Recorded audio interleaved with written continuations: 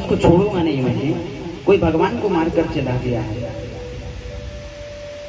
कृष्ण महाराज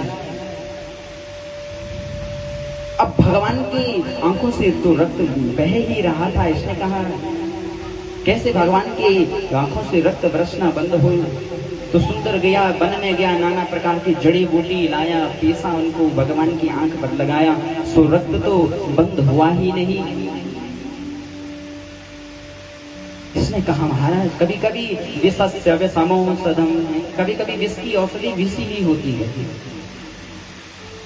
जंगल में यदि कोई कांटा चुभ जाए तो उस कांटे को निकालने के लिए भी कांटे की आवश्यकता होती है। दूसरे कांटे से पहले वाले कांटे को हम निकाल देते हैं। इसलिए विषस्य विषमौषधम, कभी कभी विष की औषधि विष ही होती है महाराज।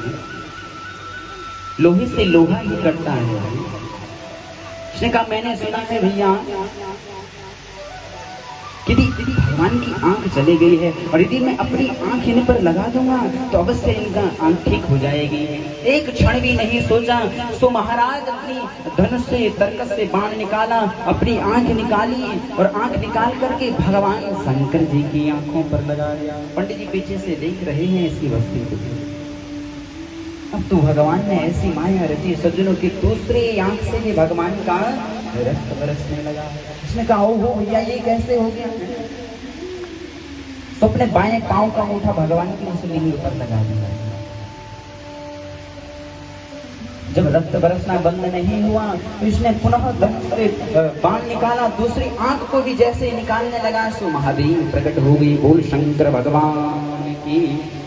कहा बस बस बस बड़े प्रसन्न है तुमसे। अरे तुमने तो आज शरीर ही हमको दान कर दिया है। ब्राह्मण देवता आए सामने, कहा ये किससे बातें कर रहा है? उसने कहा तुमको नहीं दिख रहे? अरे यहाँ पे शंकर जी आए हैं। पंडित जी का ना हमको नहीं दिख रहे भैया।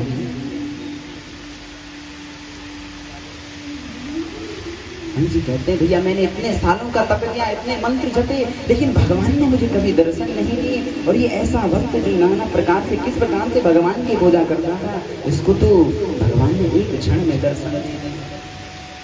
पंडित जी इस भीड़ के चरणों में लेट के कहा जरा शंकर जी को कहो भैया कि मैंने जीवन भर तप किया है, मैंने जीवन भर आपके नाम को स्मरण किया है, केवल एक क्षण मुझे दर्शन दे दो। भील ने कहा हे भोले बाबा आप इनको क्यों नहीं दिखाई देते हैं? तो भगवान शंकर ने भील से कहा, भील पंडित जी से कहो कि भैया जितना सरल दुनिया में तू हुआ है उतना सरल मैं हो नहीं पाया। पंडित जी उतने सरल नहीं हो पाए। और जब तक सरलता जीवन में नहीं है तब तक परमात्मा की कृपा और परमात्मा भी हमारे जीवन में नहीं है। इसलिए नवम भक्ति जो दी है रामचरितमानस में कि नवम भक्ति सरल, नवी भक्ति जो है वो सरल बन जाना। और सरल यदि हो गई तो सरल ही सरलता से मिला सकता है। सरल बोलना तो बहुत सरल है, लेकिन सरल बन जाना बड़ा कठिन है सब। इसलिए भगवान की इस पर कृपा हुई और तुरंत भगवान ने इसको अपना गण बनाया है। बोल शंकर भगवान की, जगदम्बे की। इस प्रकार से सज्जनों नाना प्रकार की कथाएं भगवान सूत